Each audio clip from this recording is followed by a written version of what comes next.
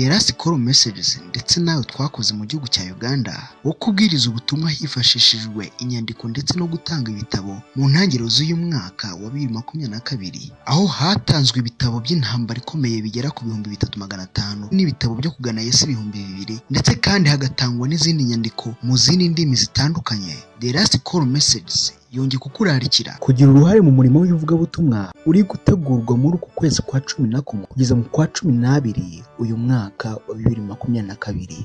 Mu bitabo byifuzwe harimo igitabo cy'intambara ikomeye aho ku nkunga yanyu twatanze 3,500 ya kugana Yesu 2,000 ndetse hatangwa n'inyandiko yitwa kwihana no kubabarirwa ibyaha mu ndimi 3 arizo Icyongereza, Ikigande n'Ikinyarwanda, n'indi nyandiko yitwa ikimenyetso kiranga abana b'Imana ibihe byose muri izo ndimi 3 n'ubundi.